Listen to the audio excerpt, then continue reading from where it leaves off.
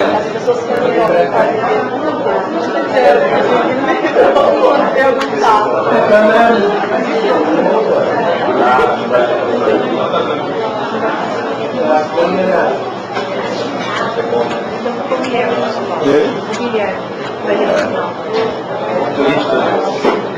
eu sei. É o problema da anemia. É parente. Eu sabia que é parente, né? Primeiro, a falta de mímica. Segundo, a falta de conversa.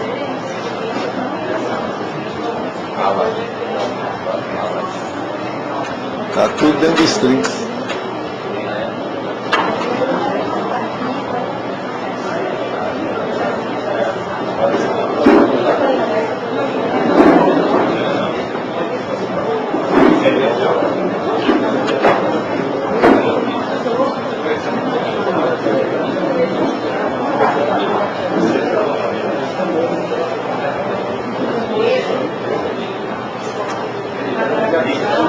A anemia vai aparecer, não, né? Não tem nada.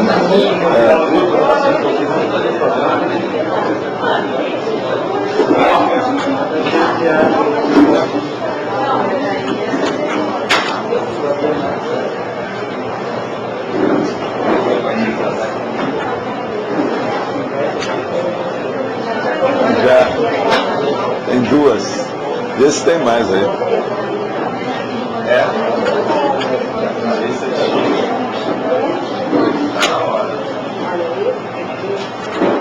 Escuta, o Roberto, pega aí. Por favor.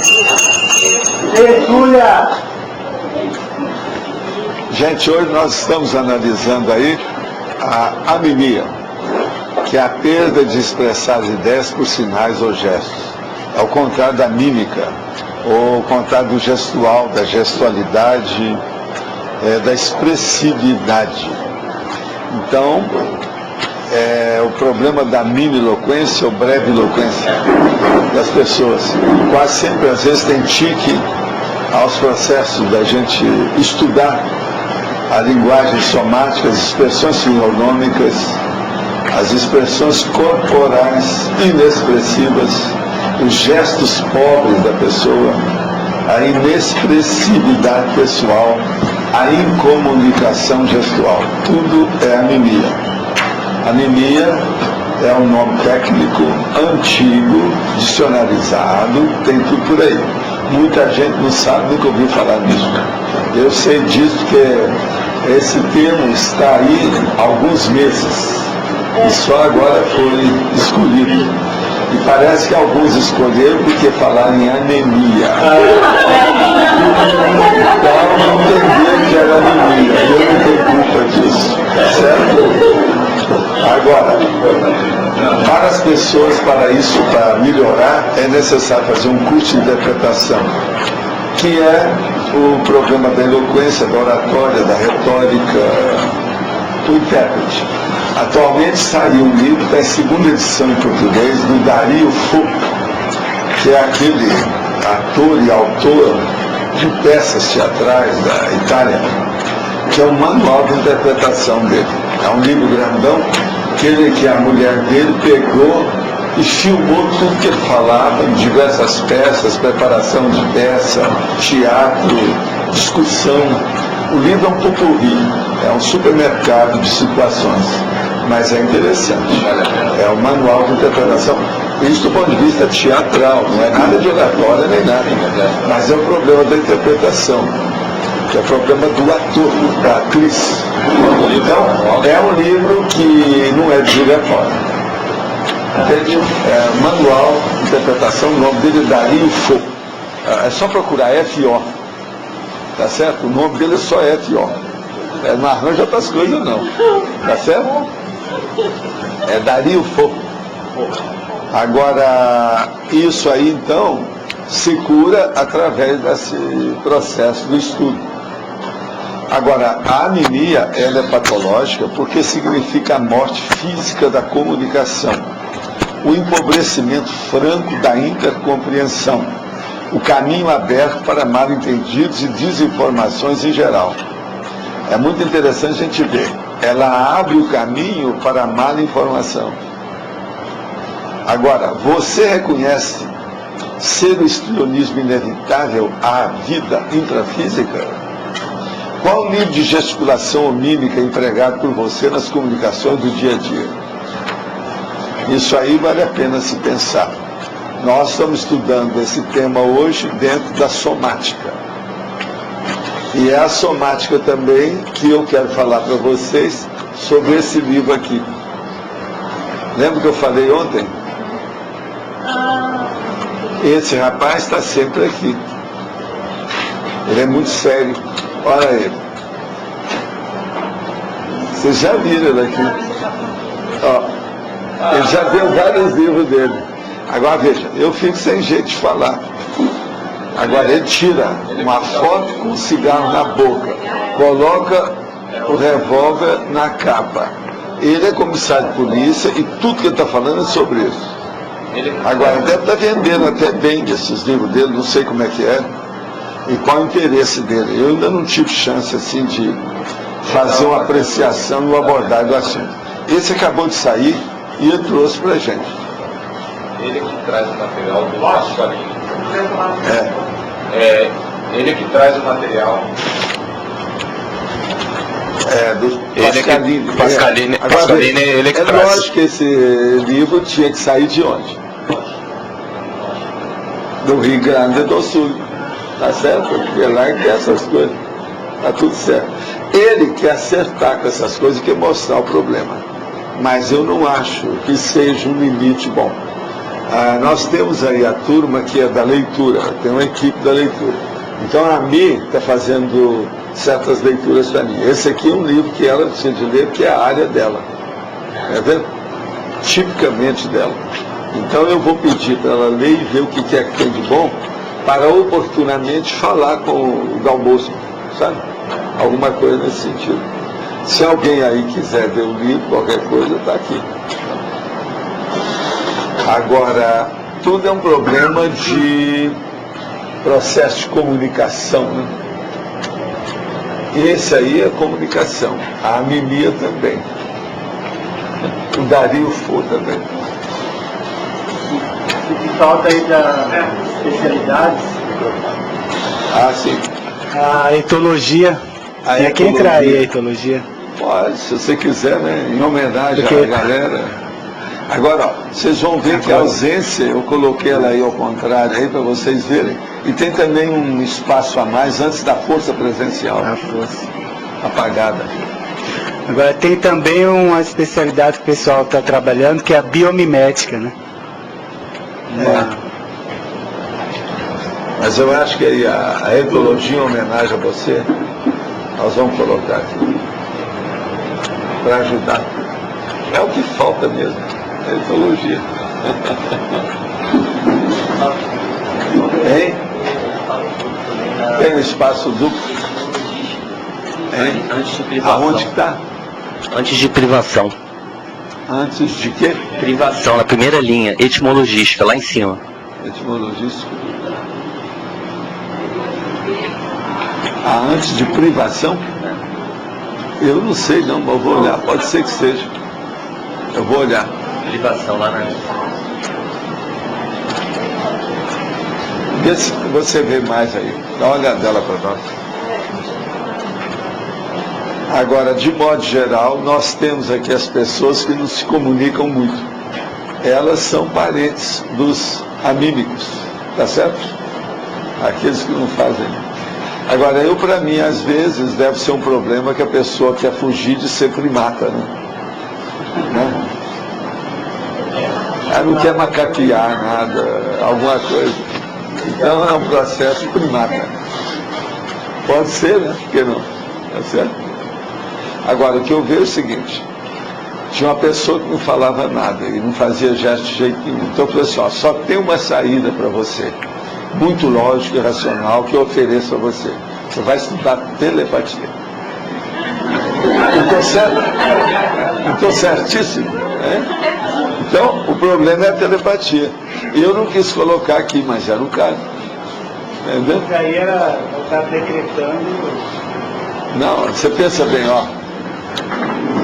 Falei aqui um discurso. Agora, outra coisa também é a leitura de lábios. Também é importante.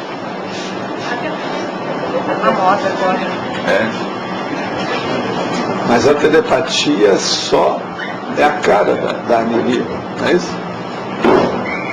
É a apresentação da anemia. De modo que vale a pena pensar.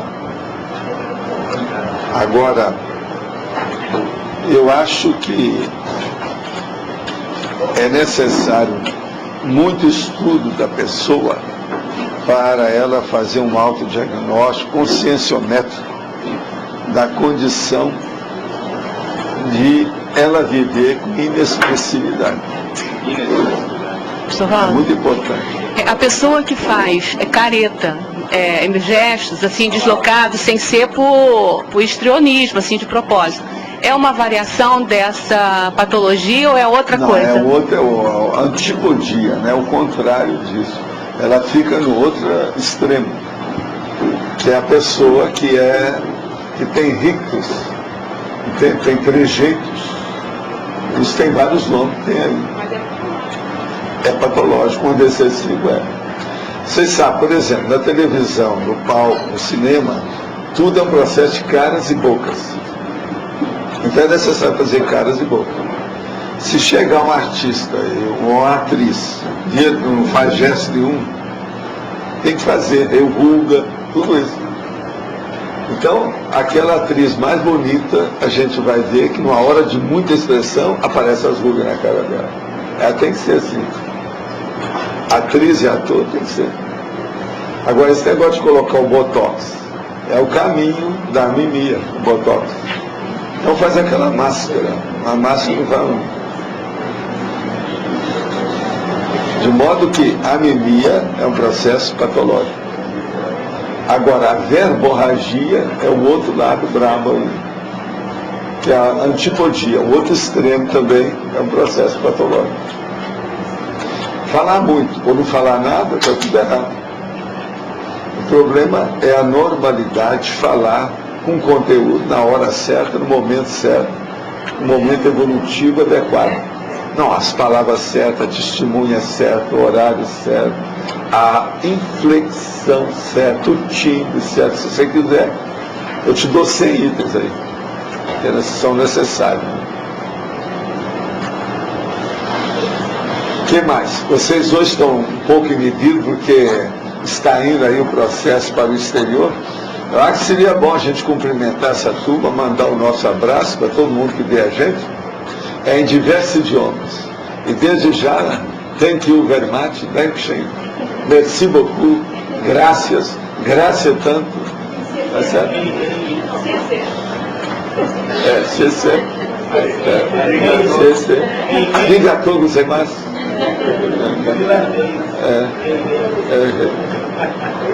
Agora tem outros nossos lá de Minas Gerais, mas eu não vou falar aqui, porque já. Tá certo? Mas, o que mais? O que vocês estão estudando? Ellen, você não vai falar nada? Hoje, quem não falar está com anemia.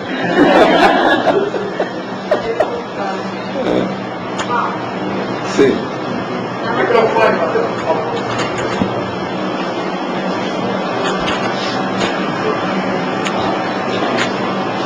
Eu estava pensando na questão da mimia com aquela pessoa que não expressa emoção, uma espécie de uma distimia, né?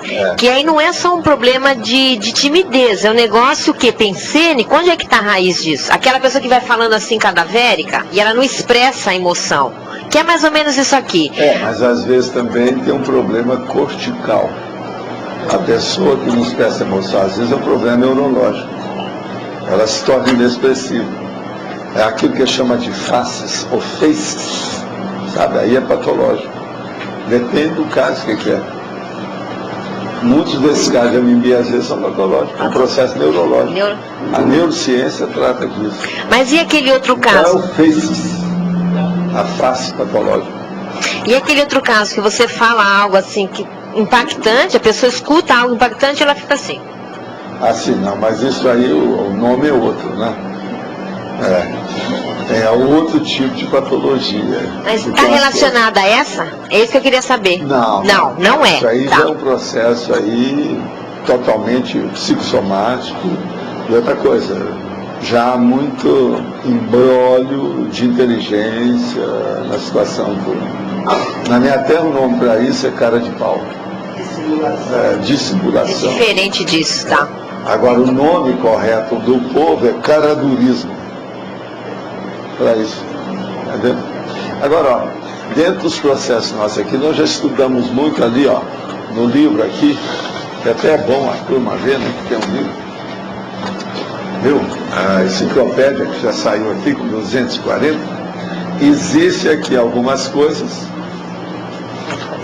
que é bom a gente ver, dar uma olhadela em todos esses aqui que sejam nosográficos.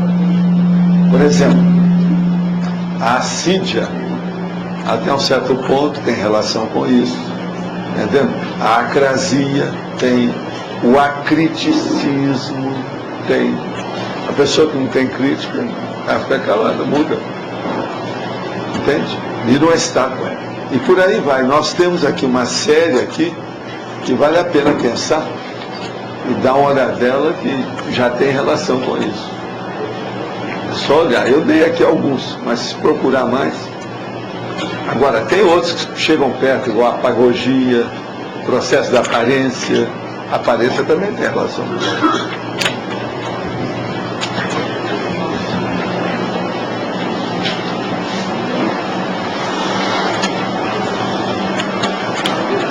Você coloca sobre a falta de traquejo social.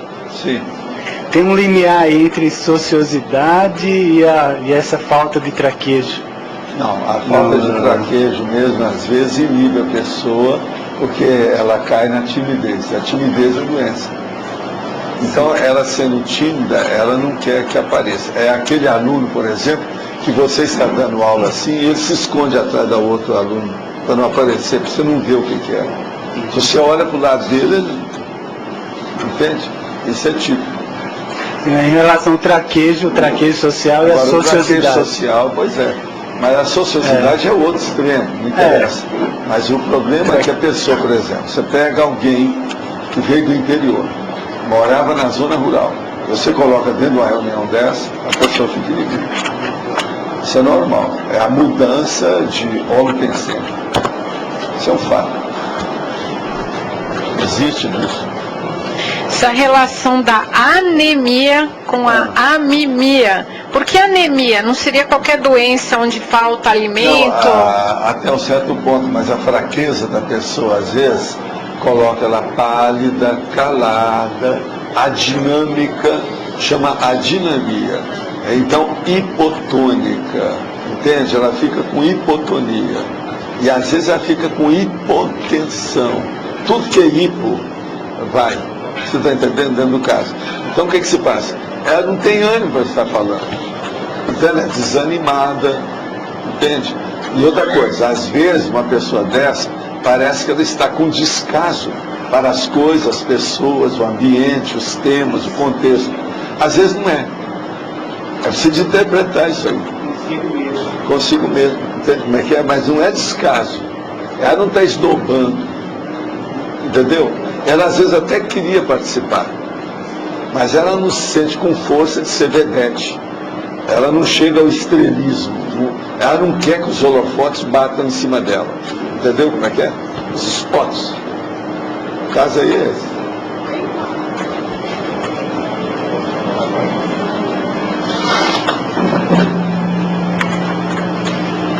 Eu queria entender a relação da força presencial, assim, da bioenergia da pessoa com essa fraqueza, com essa... Porque pode ser, a causa desse apagamento da pessoa pode estar no soma, né, causas somáticas, pode ser psicossomáticas, mas assim, como é que é a interferência com a bioenergia? Tem alguma situação que a bioenergia pode ser a causa pode disso? estar porque ela pode estar possuída. Tem uma energia danada lá, dentro de uma possessão extrafísica. E ela não fala nada. E eu já recebi uma pessoa na minha casa, há muitos anos, eu já contei esse caso uma vez aqui, que um amigo meu me levou e falou assim, ó, Nós vamos trazer a pessoa que é a matriarca da família. É uma família rica, de alto nível, classe média alta, e ela é a mãe, mas ela está há várias décadas totalmente possessa. Mas é necessário ver quando é que ela fica com a possessão, não é sempre. Agora, nós queremos trazê-la aqui para que ela fique e você possa fazer alguma coisa com o processo de energia e ver o desassédio que pode ser feito. Então, ela era calada, não falava nada, tinha mimimi, não falava nada. Aquela estátua dentro de casa.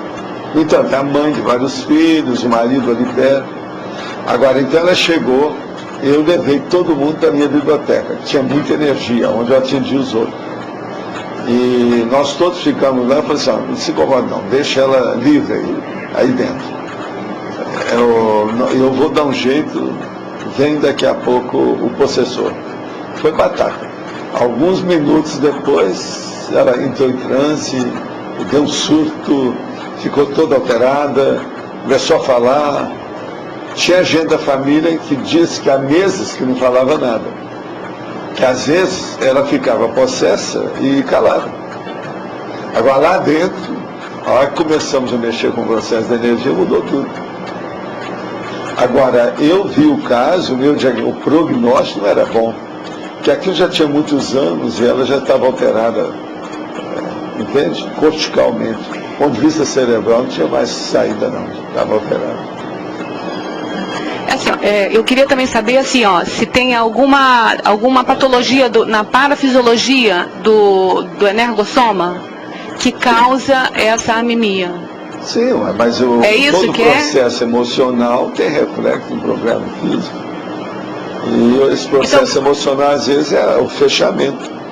Fechadismo consciencial, como nós chamamos. A pessoa fica obnubilada, ela tranca tudo. Mas isso não seria patologia do psicossoma? Eu queria entender essa passagem aí. Escuta, ninguém tem uma anemia profunda só dessa vida. Mesmo que tenha muita conotação genética e tudo isso. Em tese, a lógica diz isso. Racionalmente é difícil. É lógico que tem paragenética para chegar no nível desse. Quando é tudo fechado. Agora, há pessoas que são anímicas, mas devido leve assédio extrafísico, heteroassédio. Isso tem. É muito mais comum do que a gente pensa. Eu já contei também o caso aqui. Eu vi vários casos desses, mas uma vez levaram um rapaz que não falava nada. Então eles achavam que ele tinha um processo do laringe chakra. Então levaram lá para casa. Eu falei assim, não, o rapaz está bom. Ele tem um processo aí de inibição muito forte. Agora, um rapaz forte, bonito, tinha uns 23 anos, bem apessoado, bem vestido. Eu comecei a jogar energia nele e fiquei sabendo o nome dele todo, comecei a chamar o nome dele para ver com calma. Aí a gente tirou ele lá de dentro e ele veio para fora. Sabe como é que é? Começou a falar, normalmente, sem nada. Agora, e depois eu falei assim, agora tem que estudar a causa que levou ele a fazer assim. Tem alguma inibição nisso aí. Tudo indica que havia um impacto intelectual no caso do rapaz. Ele caiu no ridículo, vendo uma condição de ridículo, uma porção de gente. Aquilo travou a fala, o modo. Agora, com o tempo, ele ficou, parecia uma estátua. Ele andava, tinha que falar com ele, não, vamos para cá. Escutava tudo, mas não falava nada. Agora, quem chegou lá com esse rapaz foi a turma da Associação Brasileira da Parapsicologia, a Abrato. Eles levaram porque ninguém tinha conseguido fazer nada com ele. Nada. Não, ele estava com condição, predisposição para alguma coisa nesse sentido. Mas essa é a vida mesmo. Alguma coisa aconteceu. Desses casos que o senhor já analisou de superinibição, a maioria é o quê? De cair no ridículo ou tem coisa mais séria assim? Não, tem coisa. Mas tem tipo coisa que o processo, a catástrofe tem que pegar para a genética. É coisa de muitas vidas que aconteceu ali. Depende a raiz, de onde veio, quanto tempo está demorando, quais as manifestações que tem. Não é só de agora, não. Quando isso vem desde a infância, essa anemia, a possibilidade de ser da paragenética é bem maior, né? Agora, cada caso a gente tem que examinar de per si para ver detalhes, né? Para ver a etiologia real do assunto. Uma coisa só é interessante também falar, Ellen, não é só da infância, não. Se o caso, por exemplo, tem aí 30 anos, está daquele jeito, sendo que na infância, na adolescência, a pessoa foi bem, é alguma coisa posterior. Mas quase sempre tem uma raiz paragenética. Às vezes é um assédio que aconteceu quando a pessoa está com 20 e tantos anos. E travou tudo. Eu já vi isso tudo. O inverso também, quando o senhor fez aí o contraponto da anemia com aquele histrionismo mais exacerbado, sem comedimento. Esse inverso também eu posso usar essa causa? Pode. Agora, ó, uma coisa interessante a gente vê é o seguinte, você vai no hospital psiquiátrico, você vai ver doente que não fala nada e doente que fala sem parar. Tem os dois casos, que é a logorreia, esse que falou muito. Isso. E o outro é totalmente, quase que afásico. Ele não fala nada. Isso é um fato. Essas coisas todas existem. A mesologia, ela tem influência forte aí, professor Valdo? Às vezes tem muita, né? Por causa do processo da ridicularia. A pessoa cair no ridículo. Isso aí mexe no orgulho, na vaidade da pessoa, a própria posição dela. É difícil. E geralmente a gente pode encontrar isso em outras pessoas do grupo karma familiar, né? Dentro da mesma família, pai, às irmão, vezes tem mãe. predisposição. Às vezes tem predisposição. Outra coisa, às vezes são pessoas muito restringidas pelo cérebro doméstico, quer dizer, um ditador na família. Então, ele está com lavagem cerebral e sob o guante, a força de uma pessoa que está liderando aquilo de maneira patológica. Então, é o totalitarismo familiar, doméstico. Essas coisas existem. E isso aí cria, às vezes, inibição séria. Tudo isso tem.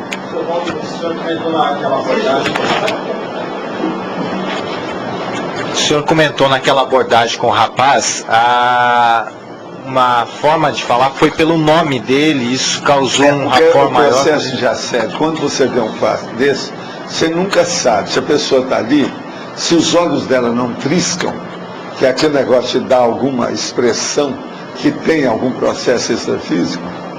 Às vezes o jeito é falar o nome porque você mexe na personalidade dela. Se houver mesmo a sem-possessão, mas que já vem há muito tempo, que não é apenas um surto, você vai mexer, você vai trazer lá do fundo a consciência que está lá. Então, o nome afeta e ecoa na intraconsciencialidade. Você entende?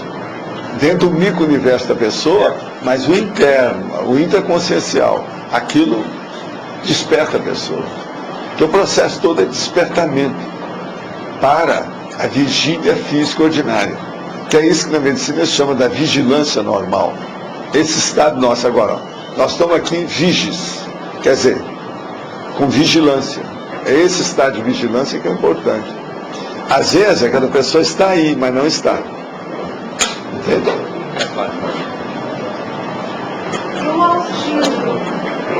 O autismo é mais ou menos uma condição específica que nem sempre tem nada a ver com isso aqui, não. Não. É outro processo patológico, mais ou menos paralelo, é parente, mas não é a mesma coisa. Não é nem gêmeo. Entendeu? Autismo é específico. Durante muito tempo na Idade Média, na Idade Moderna, se faz o processo de ostracismo.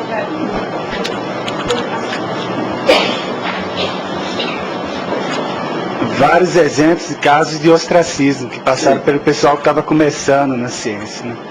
Isso pode ter sido... pode ser uma causa, mas também. Às vezes pode ser.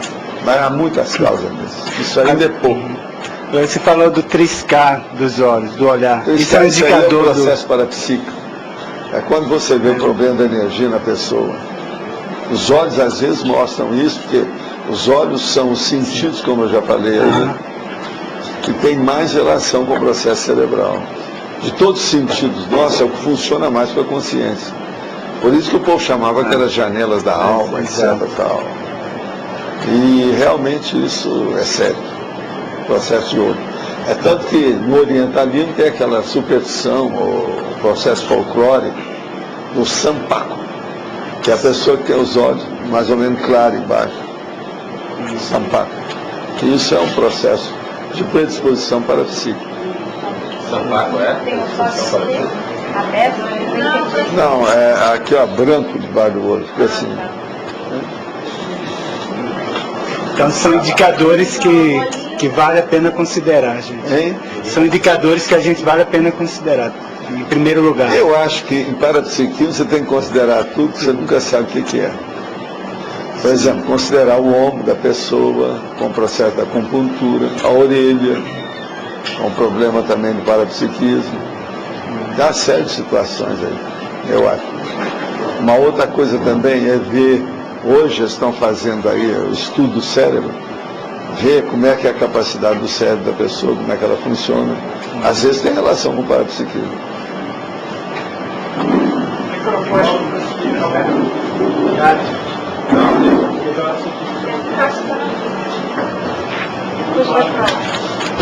Não, queria saber sobre o catatônico extrafísico. Sim, o catatônico físico, ou extrafísico, ele é isso, mas ele é mais assim, é uma condição, vamos dizer, de explosão que parou. Então há uma implosão interna e aquilo então parou. Então o catatônico, às vezes, ele fica, não é só amímico, ele para tudo, paralisa. Ele vira uma estátua. Aquele povo que faz na rua para ganhar dinheiro, se pinta todo de branco e fica lá, aquilo é o catatônico. Eles estão imitando o doente. É o catatônico. Eu conheci um rapaz que ele andava na rua e depois ele parava e ficava assim.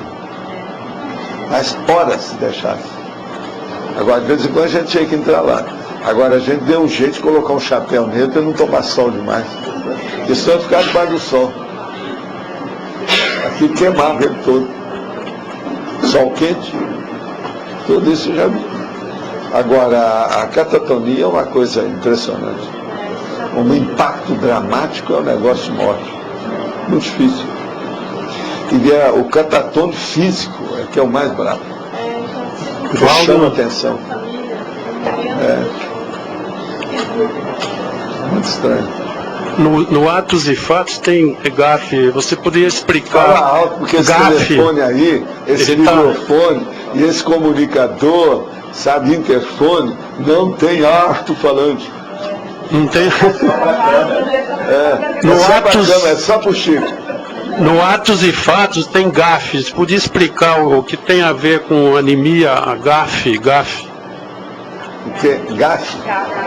Existe no Atos e Fatos. Uma pessoa gafenta, ela pode chegar num ponto que ela vai ficar inibida. É o ridículo.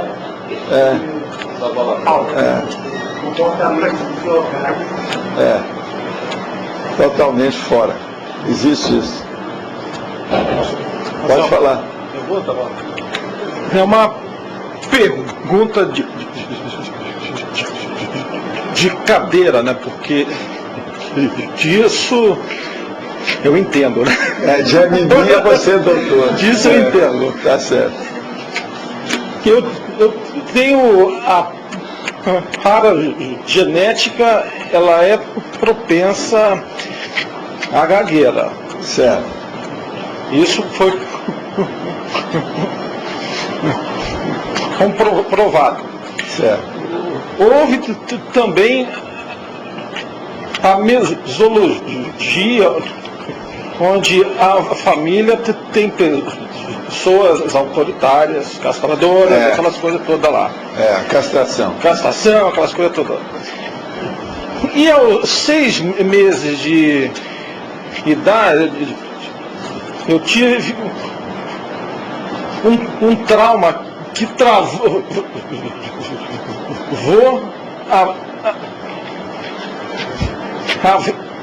a vida naquele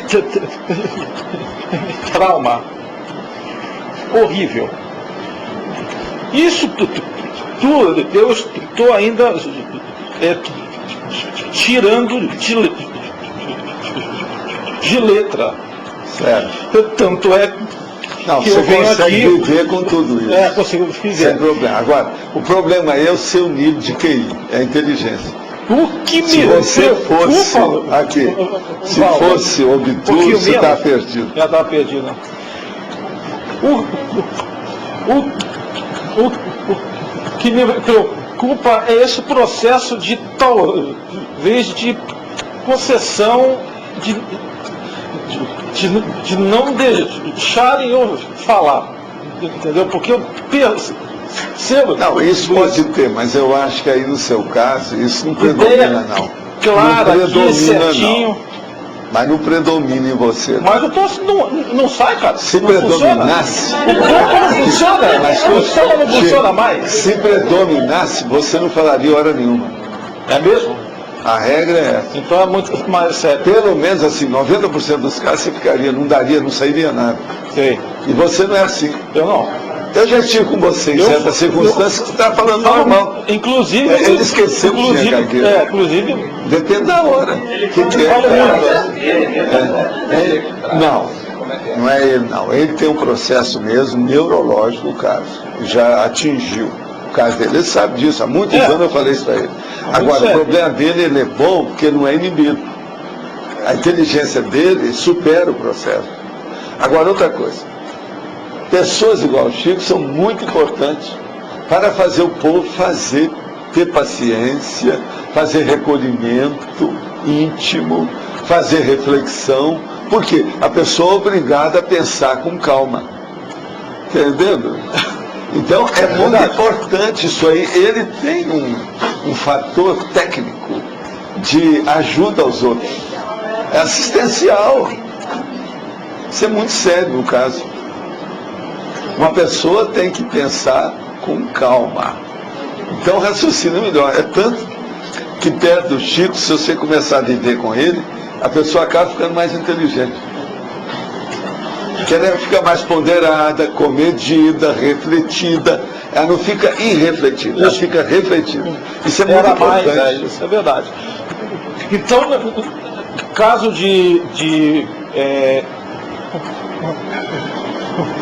parapsiquismo extremo não é o meu caso, não, assim, não é o seu caso. Se fosse você, a gente viria, né? O teto cairia nas nossas cabeças. Isso não acontece com você. Não é tão pesado assim. Você tem parapsiquismo, você sabe disso. Pois é. Só fique quieto, não fale aquela pressão. Você capta muita coisa, mas agora isso não é o fator principal no seu caso, não. Não, tá bom. Não é não. O fator dele mesmo, o predisponente, é totalmente orgânico, genético. Hein? É o que ele está fazendo, é não parar, ele trabalhar, ele agir, ele ter contato, ele confabular, é ele tocar a coisa para frente. Eu acho que ele fala até demais, Chico. Às vezes. Ele fala demais. Não, e ele dá piada, ele está alegre sempre, entra numa opção que todo mundo gosta dele por causa disso. Mas há uma força presencial com carisma muito forte que supera o processo da gaguez. Isso é um fato no caso dele. Ele é um exemplo disso. Não é todo mundo que é assim. Eu já vi gente que tinha um pouquinho só e que é totalmente inibido. Entende? Agora ele não, ele supera isso. O ideal seria... Eu já pedi a alguns para conversar com o Chico só para aprender, para ver como é que é. Ele é uma boa cobaia para vocês estudarem. Professor Valdo, você falou do parapsiquismo, que tem que ser visto tudo, o braço, a orelha. O que é a orelha? A orelha tem um ponto de acupuntura que é de parapsiquismo. O ombro, no deltoide, também tem um. Somente do lado direito. Isso é coisa antiga. Agora, tudo isso tem sua razão de ser, é bom a gente estudar. É igualzinho, por exemplo, o birthmark, quer dizer, a marca de nascimento, sabe? Isso também é importante.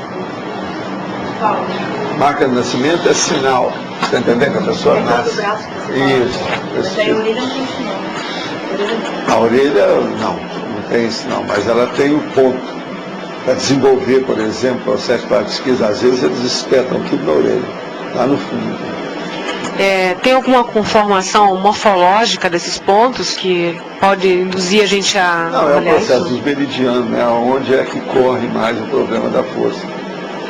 É a medicina chinesa, a acupuntura. A avaliação desses pontos, então, ela é mais pela energia dos meridianos, dos nares, do que tudo isso pela morfologia, né? É um fato. A acupuntura, ela examina aonde é que o energossoma organiza o corpo humano.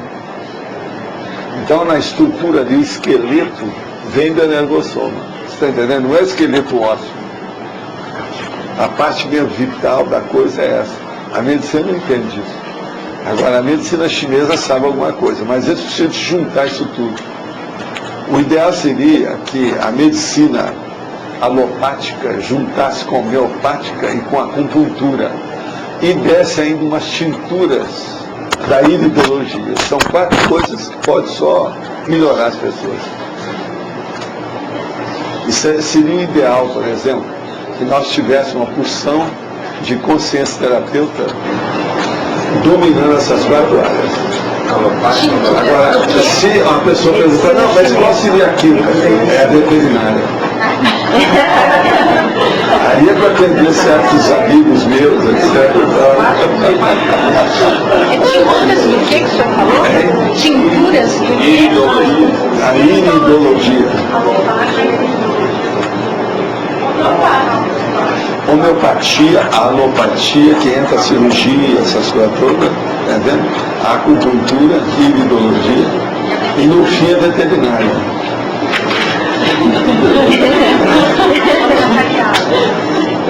Aí nós temos tudo, aí você vai ficar mais ou menos completo. Dentro desse organograma, sabe, de manifestação terapêutica, vai entender os gatinhos, os cachorrinhos, as cobras, os lagartos, os marimbondos, sabe como é que é? Vagalume. Não, vagalume, eu adoro mistério. Sabe, hoje, por exemplo, tinham 8 tucanos lá embaixo, quando visitar, que estão querendo fazer um curso com mental soma no Locico. Outra coisa, tucano, adulto, o Roberto tirou a foto dele. Eles entraram no... Não, passaram lá, quiseram, eu não fui lá fora para TV, e foram embora, foi isso? Você sabe que as gatas também tiveram na porta do Locico uma vez, tinha umas 30. Ah, é? Foram. Também. Você não viu nem um dia, né? Ela viu, foi outros bichos e viu também chuva de pedra, né? Chuva de pedra. Agora, recentemente teve uma chuva de pedra aqui, mas foi fraquinha. Foi o fim do ano passado, teve uma chuva brava. Ficou tudo branco já. Mas o que mais vem da anemia? Tem alguém aí que é anímico? Vamos saber. Professor Valdo, por que às vezes muita gente da área de informática, essas áreas mais técnicas, parece que assim são menos expressivos? São menos expressivos porque eles são mais autistas. Eles passam muito tempo com eles mesmos, só a pessoa consigo mesmo. Então ela fica fechada. Hoje em dia, isso está criando um autismo informático. É uma das doenças que já se manifestaram aí na questão da informática. Eles já falaram nisso. Uma pessoa que fica muito reclusa. Ele com o computador. Então, a debilidade mental alerta foi o primeiro indício disso. Hoje isso já caminhou mais, a coisa já está mais avançada, matéria de patologia. E eu considero que essas alterações vamos dizer, conscienciais, psicológicas, psíquicas, elas são mais importantes que essas da mão, do braço, etc. Não. Essa de ergonomia, essa outra aí é psicológica. Agora, por exemplo, o videogame tem levado muita gente para isso. Hoje já tem psicólogo nos Estados Unidos especializado em atender os idiotas, né, idiotas do processo dos games.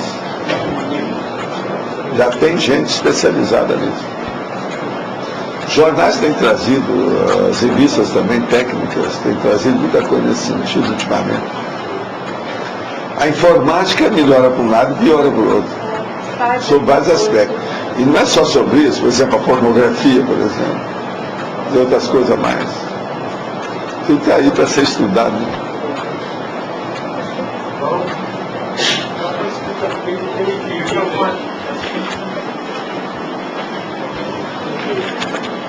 Tem que haver um equilíbrio entre a expressão verbal e não verbal. Dá para explicar melhor esse equilíbrio, por exemplo, que eles fazem em cinema, televisão? Eu acho o seguinte, existe o histrionismo. O histrionismo é justamente esse processo da gesticulação e o problema da performance da pessoa, a interpretação dela. Ela não pode ser excessiva e nem pode ser impostada, mas ao mesmo tempo também, ela não pode ser anímica ou totalmente inexpressiva. Então o meio termo aí é que é o correto, é o sadio, é o não patológico. Agora, para isso depende, há 1001 fatores que interferem nisso. Os indicadores que nós temos é o seguinte: aonde a pessoa está, quais as companhias que ela tem, qual é o ambiente, qual é o horário, o que é que tem em torno dela em matéria de recheio decorativo. Isso tudo é importante. Então a paisagem, o holopensene, a atmosfera tem que ser levada em consideração nisso aí. Agora então, por exemplo, eu falando aqui para vocês, eu tenho meu gesto aí, ó, histriônico, que é o professor falando. Agora, por exemplo, se eu vou falar com a criança, muda tudo. Se eu vou falar com a autoridade, também vai mudar. E, enfim, eu tenho que falar de acordo com o consciências, ou seja, com o linguajar, o idioma, a linguística da plateia. Então, a gente tem que mudar. Você muda o idioma, você muda o modo de falar, você muda também o vocabulário, você muda a entonação, tudo depende disso. Então, veja, hoje em dia, a eloquência, a retórica e a oratória, elas estão condenadas. Isso não é o ideal, porque a vida, ela entrou num nível de informalidade muito grande, devido ao quê? A permissividade social e a liberalidade dos costumes.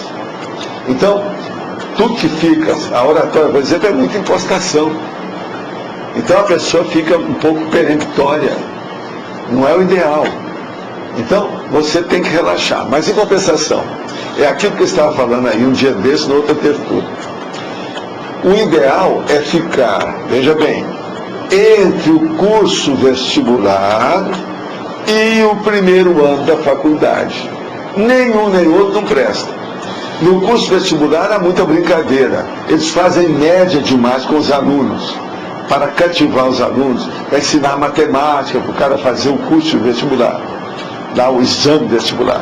Agora, a hora que chega lá, eles são muito rígidos. Então, essa rigidez que tem lá também é negativa. Na questão do vestibular, é um excesso a mais, vamos dizer, de relax. E lá na universidade, é o excesso a mais de falta de relax.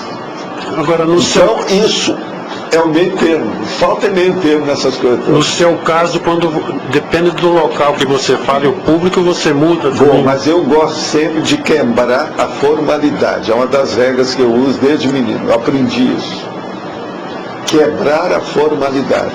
Se o negócio fica formal demais, fica rígido demais, essa rigidez é negativa. Isso prejudica o povo a entender o que você fala. Se a pessoa está relaxada, presta atenção, ela vai entender muito mais coisa. Ela não está preocupada com o corpo, ó, relaxou. Agora, se ela está tensa, aqui, ela está na defesa, ela não raciocina bem.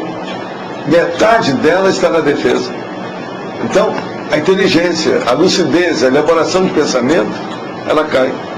Não tem lógica isso, é baseado nos fatos. O humor também entra importante nesse O processo. humor é impressionantemente sério em tudo. Olha só o que eu estou falando. Uma das coisas mais sérias que tem na vida é o humor. Agora, o que se passa? É preciso ter um bom humor. Esse bom humor tem que ser baseado no bom tom. Não pode ser, por exemplo, humor sombrio, plúmbio, negativo, entendeu? De cacete e planeta, daquele tipo lá, tem muita coisa errada. Você não pode ter pegadinha também, desses excessivos, tipo televisão, está errado também. O problema é aquele humor comedido no lugar certo, na hora certa e apropriado ao limite da plateia. Uma outra coisa séria, por exemplo, são as plateias mistas, de homem e mulher. Outra coisa séria é a plateia de adultos e crianças. Tudo você tem que formalizar o processo de abordagem dessas pessoas. Então, a média é que comanda. O que manda é a galera. Então, tem que examinar que galera que você tem na frente. Agora, nós não podemos ter a anemia. É no caso, por exemplo, disso aí, que precisa estudar o problema de colocar uma rolha na boca para a pessoa fazer, melhorar o problema a impostação da voz, como a colocação da voz. Isso é muito importante. Agora, tem outras coisas, é usar também aquela técnica do Winston Churchill, que estava ensinando para o povo como é que eles deviam de fazer o discurso. Então, você chega, por exemplo, no palanque. Se o palanque é da sua casa, etc, tal, gente da sua área, tudo isso, você tem liberdade de falar. Então, você considera todo mundo que tem lá uma plantação de abóbora. Todas as cabeças são abóboras. É isso que ele falava. Em parte ele está certo. Com isso, você relaxa. O relax, o relaxamento do problema neurológico ajuda a expressão. Então, a expressividade de uma pessoa, o fator, por exemplo, mais sério, sem dúvida, é a força presencial. Mas ele não é tudo. Não adianta nada uma força presencial muito grande se a pessoa não é boa, não se comunica naquele idioma, por exemplo. Ela constrói pouco. Ela não consegue superar os processos. Então, idioma é básico, é importantíssimo. Sem ele, como é que vai ser? Como é que nós vamos nos entender?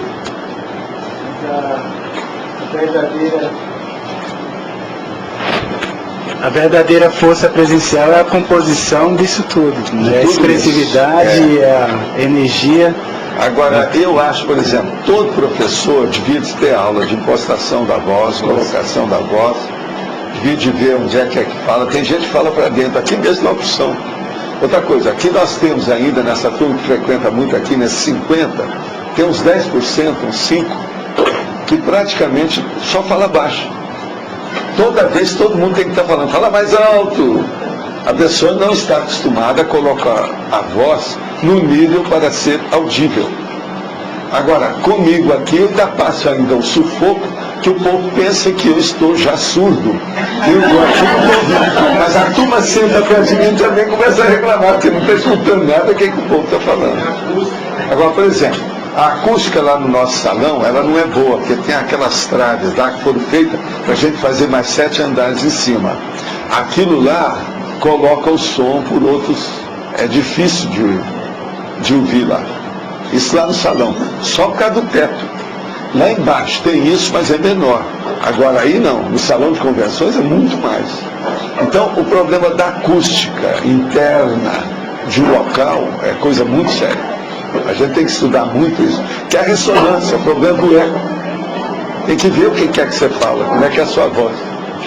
Além da questão da impostação da voz, tem a questão do timbre da voz. Não, é o timbre. É o timbre que você está falando? Mas não é só isso também, não. Porque o timbre da voz também tem uma... A nitidez da pronúncia da palavra. Tem gente que engole as palavras. E às vezes é gente até erudita. Mas ela não sabe falar. Eu queria entender essa relação do timbre da voz com a questão da força presencial, da pessoa Não, depois se quiser juntar, melhor. tem que juntar. São uns 100 fatores que tem. Se eu for olhar, é muito fator que tem. A roupa da pessoa, a posição que ela está, o local de poder que ela vai escolher para falar. Isso tudo é muito importante. Tudo Por isso exemplo, entraria... um professor. Se você chega e vai ver um professor que tem aquela mesa solene e ele está sentado lá sozinho e o público afastado, e ele nem levanta da cadeira, tem alguma coisa errada. Eu aqui, por exemplo, nós estamos na abertura, isso aqui é outra coisa. Mas vocês não veem eu falar num salão com 300 pessoas aí, que eu vou ficar sentado lá. Vocês nunca me viram falar sentado desse jeito. Se eu falo, eu estou no estrado, eu estou maior, eu estou numa cadeira mais alta. Então, é necessário que você saia desse nível. Por isso que tem estrado para o professor falar. Isso é necessário. E todos esses fatores acabam contribuindo na questão aqui da mimia, então. Sim. E outra coisa, às vezes, aqui eu não estou falando isso, mas existe a semi-anemia, que é o meio termo. Eu aqui não coloquei, porque eu não quero juntar aí as coisas e embolar um meio de campo aqui dessa ideia. O povo já não entende a mimia, se tem que bater bem na mimia, para depois passar a botar o teco, né? Porque senão nós estamos perdidos. Mas não é mesmo? Não tem lógica? Então Não faz sentido? O meio termo é aquela pessoa que, conforme as presenças, ela fala, conforme a presença, não. Se tem uma pessoa, às vezes, só aquela pessoa já inibe, ela fica mímica. Isso tem muito disso. É muito fácil você ver isso quando vem aqui o pai que traz um filho junto com ele. O filho não fala nada quando o pai está presente. Lá pelas tantas chegam, quando o pai se retira, chega para mim e fala assim, eu não podia falar com o senhor um pouco aqui, eu só quero falar sozinho. Um dia desse aconteceu, aí eu fui atender o rapaz, e ele é sensitivo ectoplasta, ninguém sabia disso. Um dos maiores que já apareceram aqui. O rapaz tem 17 anos. Agora o pai é um gênio, ele trabalha em medicina. Então a hora que foi lá, o nosso amigo que estava conversando com ele falou assim, vem cá, mas eu vim aqui por causa de mim. Ele está dando até